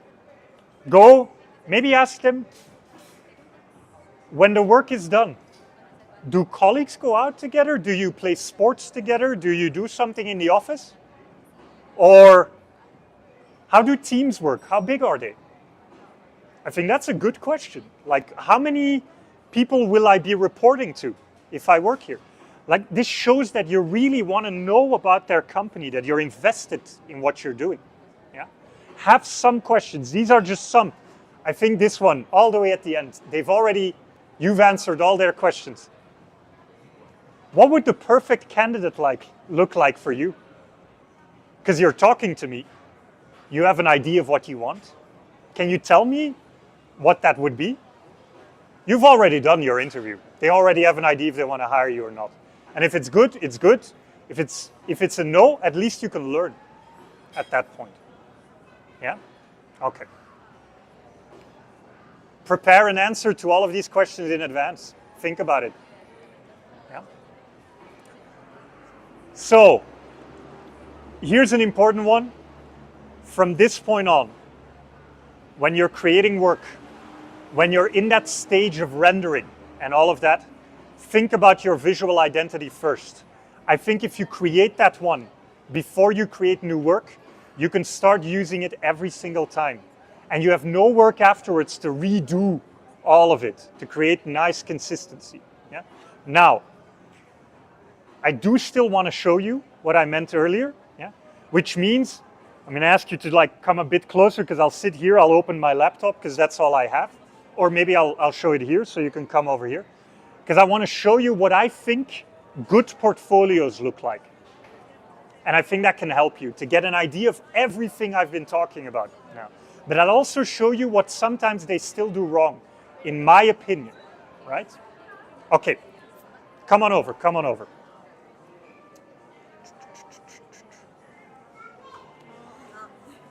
Don't be afraid, don't be afraid. So, it's gonna get cozy, I know. So this here, it's at Ubisoft, a game studio, yeah. He's an environment artist. Look at how similar all of his thumbnails are, but also look at how beautiful the environments are always in those thumbnails. If you just look over this, it seems very consistent. Yeah, that's what he's doing right. Yeah, I'll give you another example here. So this is the artist I was talking about earlier. Yeah, of course, he does a lot of work for Heroes of the Storm, for Blizzard, and all of that. And you can see that the thumbnail always has that logo. And I know in the beginning you won't have a logo for a project, but he has. Look, if I take this for example, look at this. This is what's called a clay render. You know this. Some of you know this. Yeah.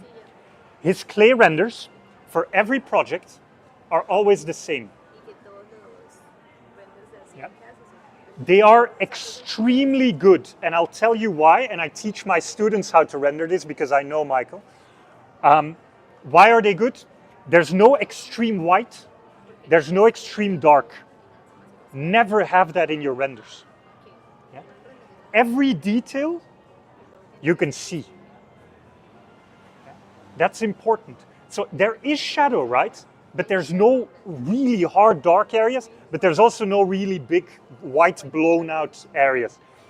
That's a big mistake I often see in people's portfolios. Super dark shadows or really hard shadows, robotic 3D shadows. Look at all the shadows here. Most of them are soft. That's quality if you see that on 3D. It means you know how to use shadow. Yeah? The only way you have hard shadows is if there's a light right on you or sunlight. Like the middle of the day, it's shining down on you. That's when you have hard shadows. But it doesn't look good. Try to avoid that at all costs. Yeah? Now, why am I doing this? This is easier. So, I'm jumping. There we go. Brandon Lawless, he works for like Disney and Pixar to create characters. Now, I really admire this person's work, but from a distance you can already see why he annoys the shit out of me. Yeah? This is why he annoys me. He has that nice gray in every single, and this is a different gray, and suddenly he goes to black, and then this is lighter gray, and this is darker. Ah! His characters are always presented in nicely the same way, and then he keeps changing his background. It makes me so mad, yeah, but it still works because the way he cuts characters is consistent. Yeah, that's a different way. I would prefer it if all the backgrounds were the same, and I also wouldn't go for the gray background because it doesn't work when you're making a clay render. I think, for example, this is too much gray. It works with color, but not like this. Yeah. And then about consistency. Oh, no, I opened one up. No, I'm going to go to this one first. This is a 2D artist. I'm going to just show you something. Just take a look at this, right? Here I go. One moment. Hold on. Yeah, you think the message is coming across, but no, we're not done. We're not done. Way too much. I would say it's way too much. On the other hand, very consistent. This does show a level of consistency and hard work. I can keep going, by the way. These are hundreds of pieces. So this shows a level of consistency that tells me something different. So in this case, I wouldn't say it's bad because it's all good. Here, the quality of the work speaks for itself, but it's also always the same. This person thinks about the portfolio and has stuck with it for years. It takes a special person to be able to do that, to not get bored with what they're making, to be able to show it the same way. Yeah? That's what I mean with think in advance about everything we discussed today, because if you do it right, you can keep it for the rest of your career. Yeah? Then one thing, this is what I would call a good and bad side. Yeah? I know this person, so I can complain about him. So I think I would say up until here, right? That's new work, and starting from here is old work, and you can see the difference. What is the difference? Why do I think I'm gonna zoom in that this is good? So. All of these assets up until about here, let's just take the top 2 rows. Yeah, they're all in the same direction. It's a small thing, right? They're all in the same direction. They're completely different objects, but they're the same. And then every single one of them has a small red detail in there. Look at the red light on all of them, right? It's small, it's not dominant, but it does tie all of them together. This is also a way to do it, and I'd say this is a really good way to do it. Yeah, just thinking about the direction of you pointing your object. So of course he's a hard surface artist. He's actually my boss. Yeah, but yeah, it's a way of working. Yeah? And I think those are some good examples, because if you look at the other pieces, bit chaotic. You know, he tried by putting a little title on all of them to make it look like they're all together, and that's a trick. However, it's also very visually cluttering. There's a lot. See how there's like a lot going on? I think if you then look at this, presents a lot nicer, flows nicely. Yeah. That's it. That's what I wanted to share with you. I hope it helps you in the future. I can honestly tell you this is everything I've learned from recruiters, from companies, from all of that. And if you just do that, now that you're in this stage, you're building your portfolios, I think you're going to immediately go to the top of the pile. Now your work needs to be good. That's the next step, all right? But if you already don't make these mistakes, you're better than 70% of all applications. Okay? Okay, thank you for your attention. That was it for me. Thank you so much for paying attention. All right, enjoy the rest of your day.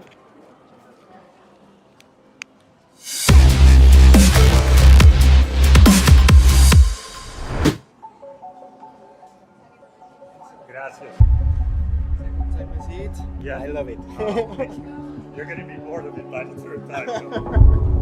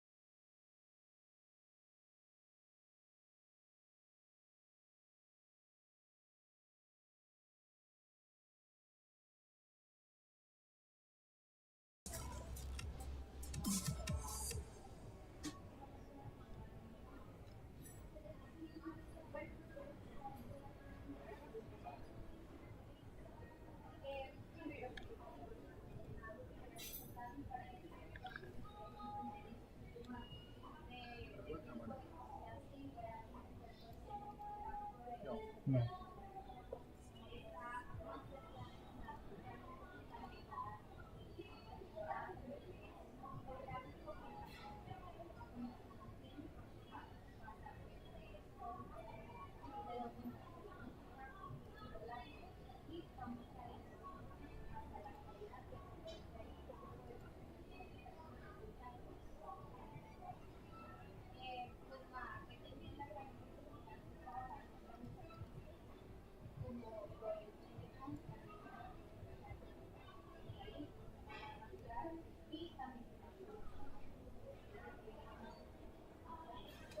Marica, me está sonando el micrófono. No sé qué pare. ¿Cómo? No importa. Oye, ajustalo. No importa.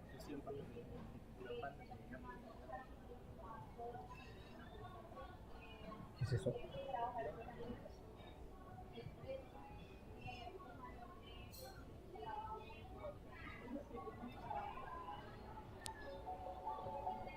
Ya.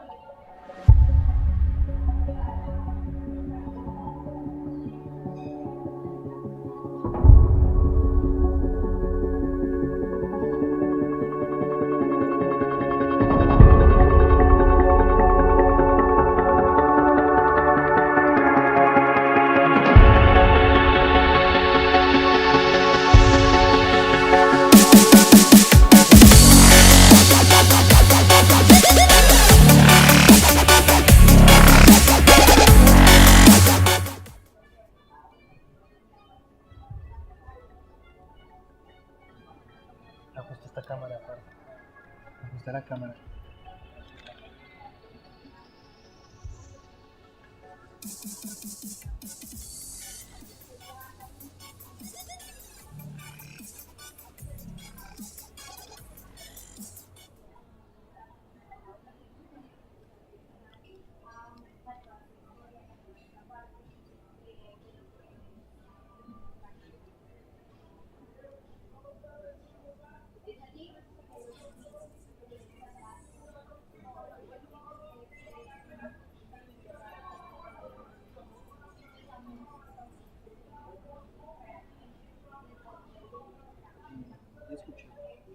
Aquí hay otro micrófono.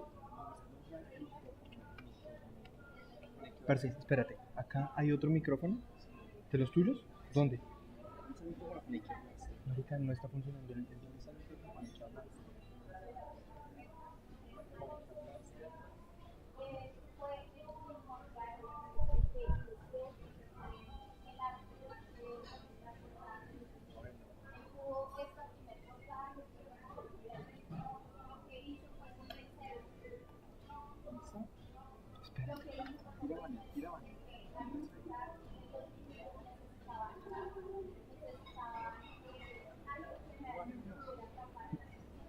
Espérate.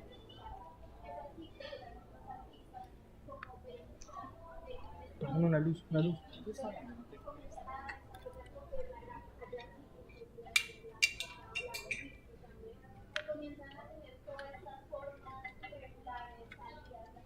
Que el jazz es una música demasiado movida, comenzamos a entender que el jazz también es muy inquieto, asimismo se comienza a conectar en la música. Entonces es así como estos artistas empiezan a dar a conocer lo que es lo gráfico en la música, ¿sí? Entonces es muy interesante ver cómo a través de la música y los sonidos se comienza a trasladar desde un lado muchísimo más gráfico, muchísimo más visual, desde donde el espectador puede conectar de una forma mucho más profunda con lo que viene a ser la música. A partir de 1940 es que empieza toda esta movida de la música. Hey, hola, hola.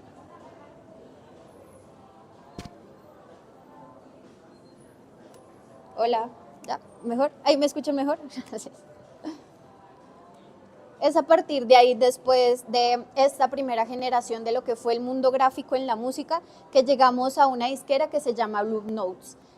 Ellos tienen grandes representantes como Miles Davis, también tenían a Chet Baker, tenían a Charlie Beard, tenían demasiados jazzistas y entra ahí Red Miles. Él lo que comienza a hacer, si por ejemplo vemos en la anterior, la gráfica era mucho más ilustrada, era solo tipografía, ilustración, trazo, color, bloque, pero aquí ya empezamos a ver el uso de lo que es la fotografía y la tipografía, cómo todo eso comienza a tener un juego mucho más visual y mucho más interesante dentro de lo que comienza a ser la música también.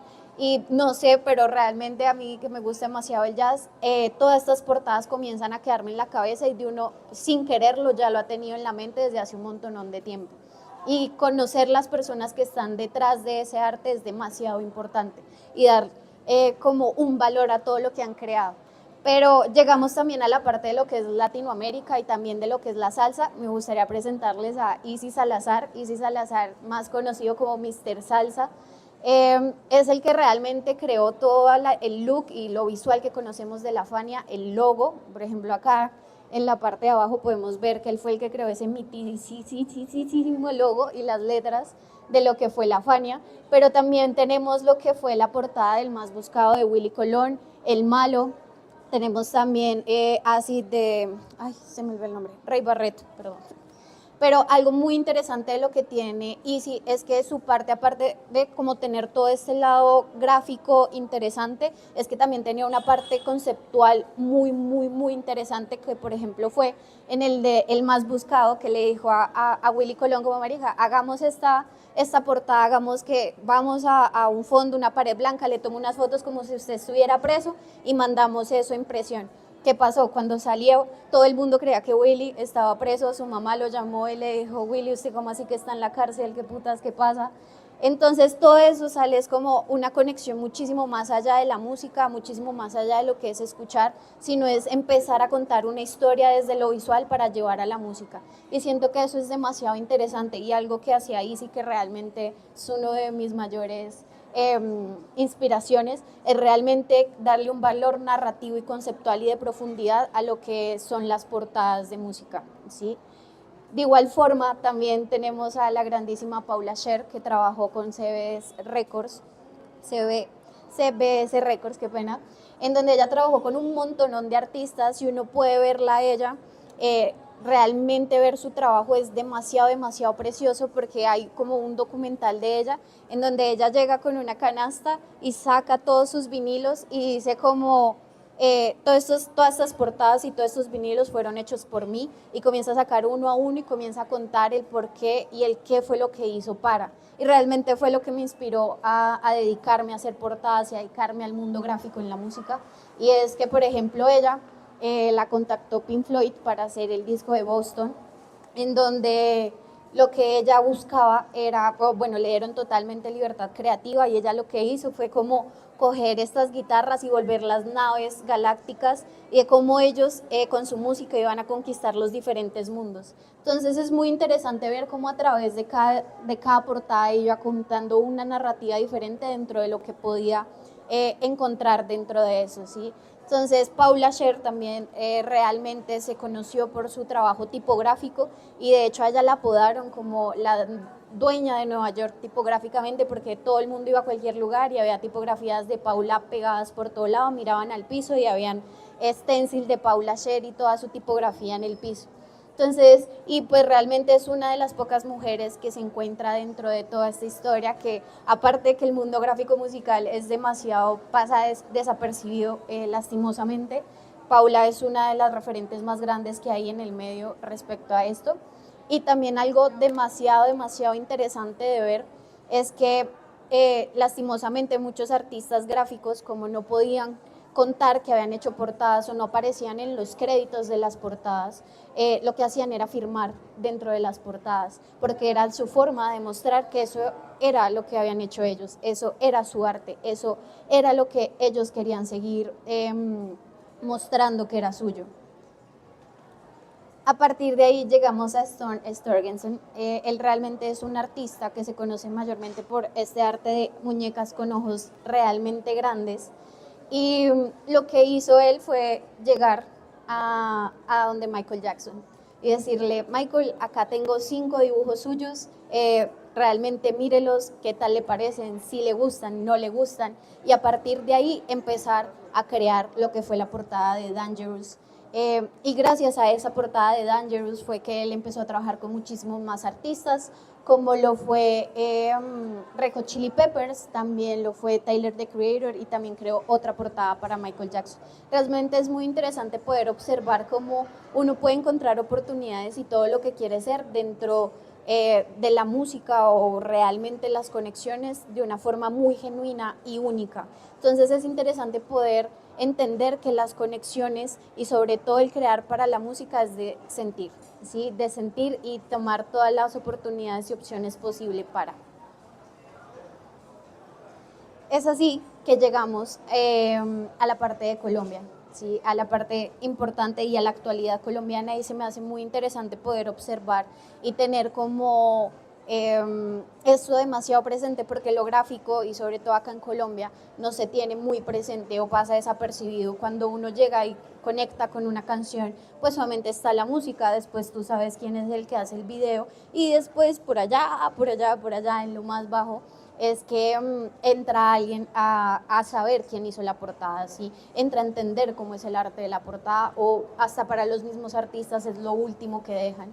Entonces, siento que es demasiado importante entender que el mundo gráfico comienza a jugar un papel muy importante en lo que es la historia, porque si vemos todo lo que les he acabado de mostrar, esas canciones y esos álbumes no serían lo que son si no hubieran llegado artistas a poner lo que ellos sentían y toda su creatividad y su trabajo y su técnica en disposición de la música. Entonces, siento que ahí es donde realmente nos debemos enfocar en que el valor gráfico es demasiado grande, aunque la gente no se dé cuenta, aunque se sienta que es como algo ya dado por hecho. Lo que siento que debemos hacer es como darle un foco muy principal a eso. Es por eso que llegamos aquí a la parte de Colombia, en donde hay artistas muy importantes trabajando en la actualidad, como lo es Camila Neus, que trabajó con Feid, trabajado con Nampa, trabajado con Rafa Pavón, es una gran artista que me ha inspirado también a seguir en este mundo de la industria musical y demás.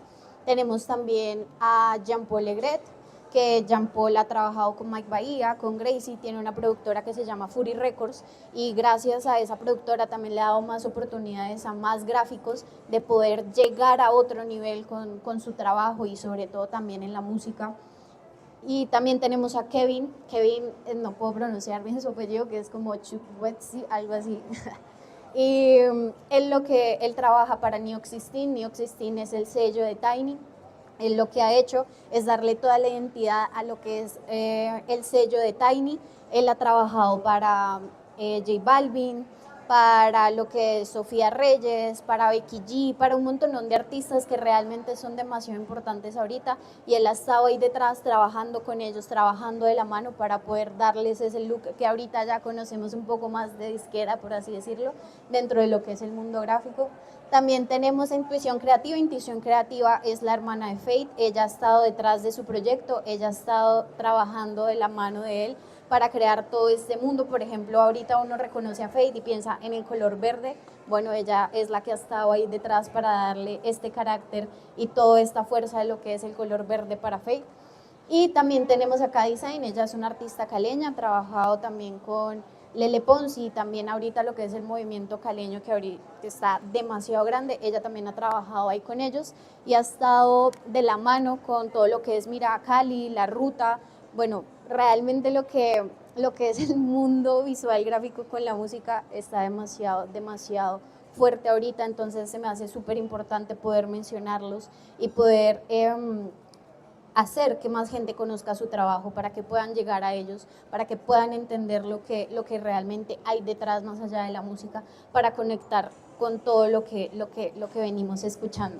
Entonces, aquí llegamos ya a una parte bien interesante que a mí me parece que es de lo más divertido realmente de trabajar con la música, y es que cuando llegamos a la parte creativa de trabajar con la música, siento que debemos entender que la música no es una marca, ¿sí? La música no es algo tan tangible, por así decirlo, como lo comienza a hacer una empresa, comienza a ser, no, que quiero crear mis camisetas, que quiero crear tal cosa. La música es otra vuelta.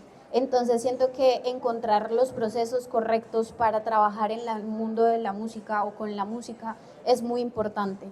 Es por eso que realmente los invito a que puedan hacer estos ejercicios y a que puedan entender cómo es el mundo gráfico y cómo la creatividad y la sensibilidad comienzan a tomar un papel muy importante. Y realmente estos 3 procesos que están acá son mis 3 procesos para crear en la música, en el cual tenemos el primero, que es netamente la existencia. La música hace parte de uno de los placeres más grandes en la vida, que es existir, que uno se parcha y escucha música y se puede sentir triste, se puede sentir feliz, y realmente siento que eso hay que aprovecharlo un montón, por lo que les mencionaba, realmente trabajar en la música no es trabajar para una empresa, un logo y demás, sino uno se puede disfrutar muchísimo más el proceso.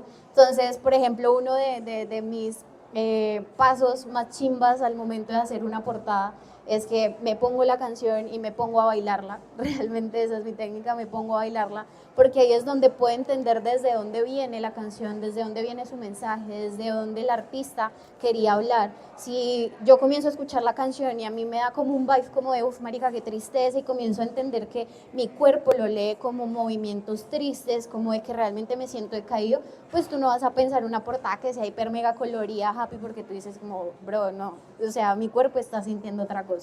Entonces, este primer paso de la existencia siento que es demasiado importante. Bueno, por ejemplo, el bailar es algo muy que va conmigo, pero si por ejemplo alguien solamente, marica, se parcha caminando y a escuchar música y todo el mood de cuando va caminando lo transforma la música, es entender cómo es ese mood. Si cuando va caminando y todo se ve como si la gente estuviera feliz, bueno, la canción me está transmitiendo eso, me está conectando eso. Siento que eso es como uno de los principales focos de genuinidad, por así decirlo, como de centro de atención en donde uno puede empezar. A partir de ahí, ya yo le llamo la experimentación y la diversión, que es ponerme a jugar, ¿sí? Si ya tengo estos valores de, bueno, me dio como alegría, como, marica, cuando como una empanada con ají, esa canción la sentí así, cuando como una empanada con ají, ok, ¿qué se relaciona el comer empanada con ají? Entonces aquí realmente es donde entra el juego de poder conectar cosas que uno normalmente no conecta. Entonces, por ejemplo, tenemos, bueno, la empanada, ¿qué es? Bueno, es una comida. Ok, este tipo de comida es una comida popular. Ok, entonces esta canción debe tener cosas populares, porque si me hizo sentir como una empanada con ají, es porque debe tener algo sensual, porque viene el ají. El ají, y comienza uno a relacionar y a tener esos juegos mentales que realmente son demasiado interesantes para hallar ideas no tan superficiales de lo que puede llegar a ser. Normalmente una portada muchas veces suele ser, toma la foto del artista, le pones la tipografía y ya, y le pones una textura, unos stickers de código de barras y sale. Y realmente no, realmente me parece muy interesante, y gracias a todos los artistas que vimos antes, que realmente el hacer arte para la música es demasiado especial y demasiado bonito. Entonces, el poder llegar siempre a ideas mucho más originales, ideas mucho más profundas, ideas que realmente hagan conectar y entender qué es el mensaje de la canción, siento que tiene muchísimo más valor. Entonces, después de tener la experiencia de parcharme la canción, de gozármela, de llorarla, porque también otras canciones en donde yo digo, Dios, ¿quién escribió esto tan doloroso?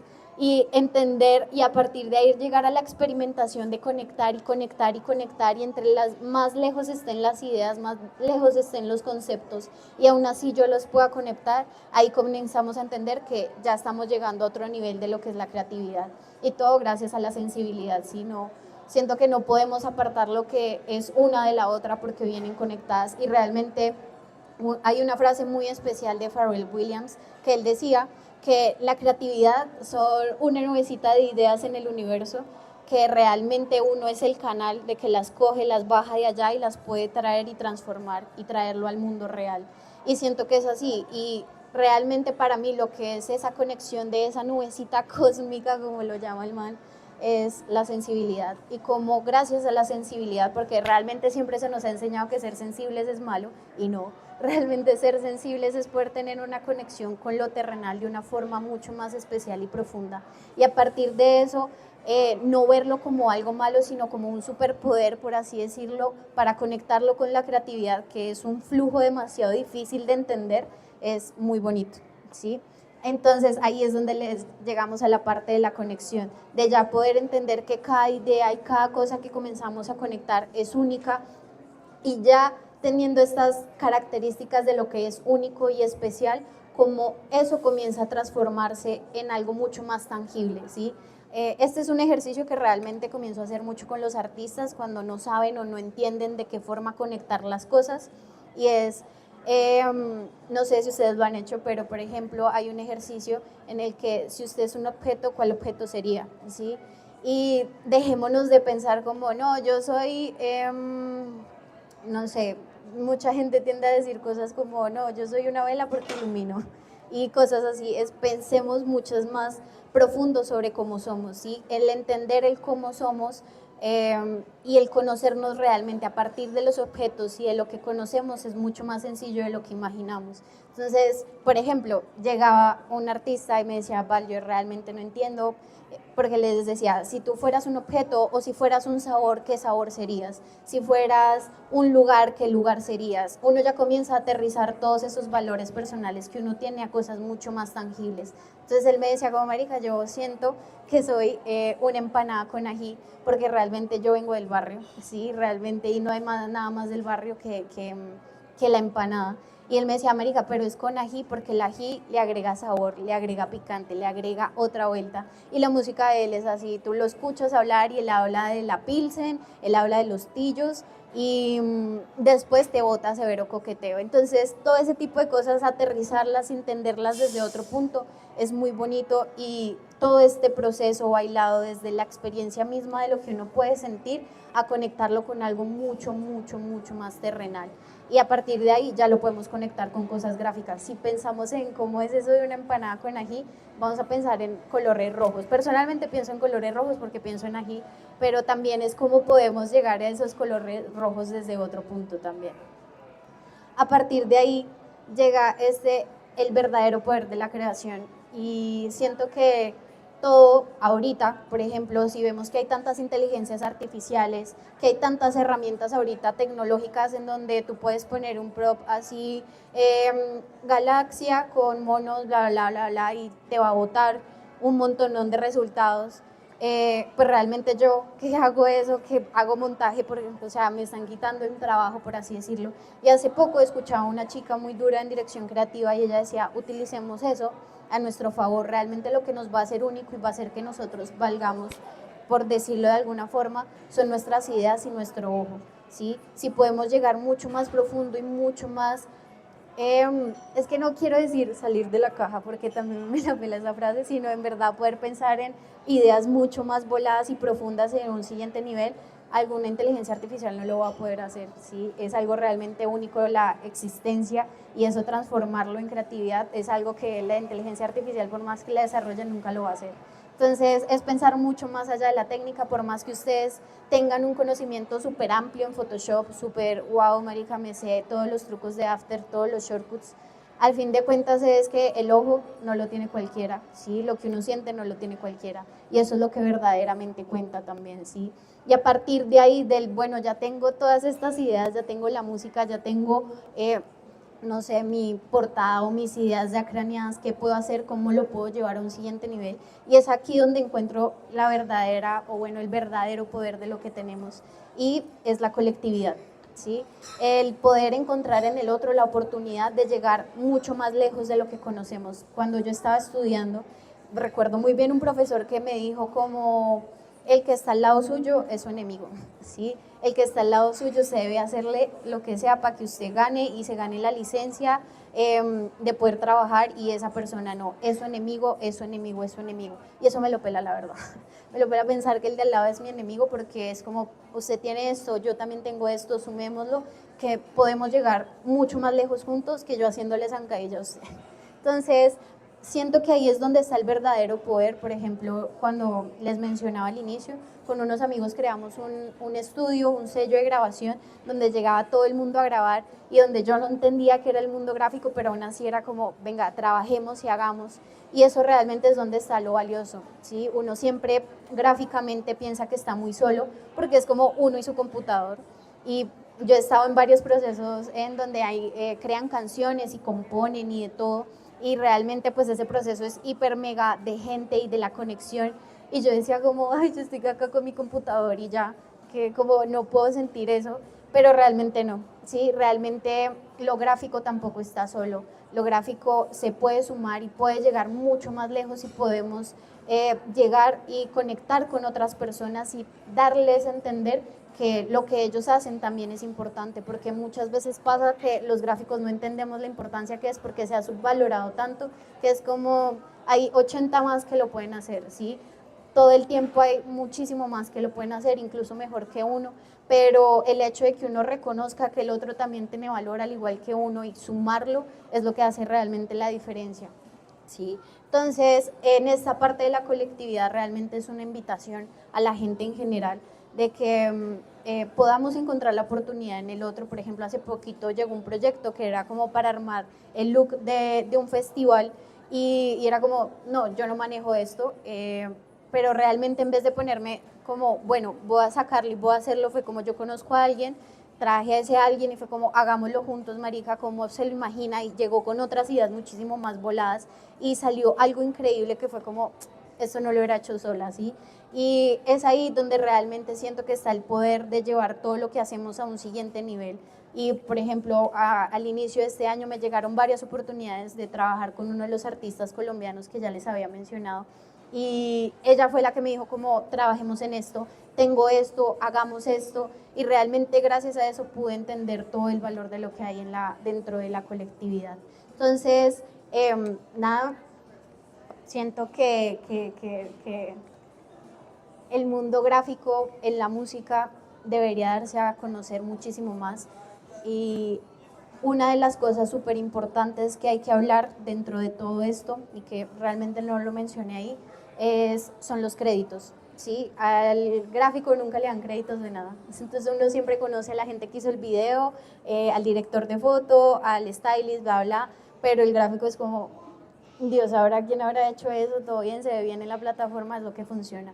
Y no, si usted es gráfico, realmente exija que le den créditos dentro de las cosas. Cuando se trabaja con disqueras grandes o lo que sea, eso nunca aparece. Uno puede entrar en la portada de Rosalía y uno hasta que no investiga y no investiga y no investiga no sabe quién lo hizo.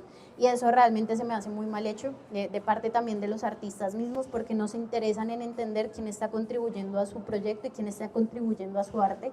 Entonces es ahí donde les digo, como si hay contratos o hay cosas, metan que tienen que ponerlos dentro de los créditos, no se avergüencen de pedir créditos. A mí muchas veces que me da pena, pero es como, bro, porque me va a dar pena pedir algo en donde realmente he puesto tanto mi esfuerzo, mi trabajo, mi tiempo, mi conocimiento y mi sensibilidad para que realmente solo se quede en una historia, ¿sí? Entonces, todo eso realmente es muy importante que siento que todos lo deberíamos tener en cuenta, que no importa cuánto tiempo pase o lo que sea, tenemos todo el derecho a pelear y a ponernos y a pararnos duro por nuestro trabajo y a pararnos duro por lo que somos.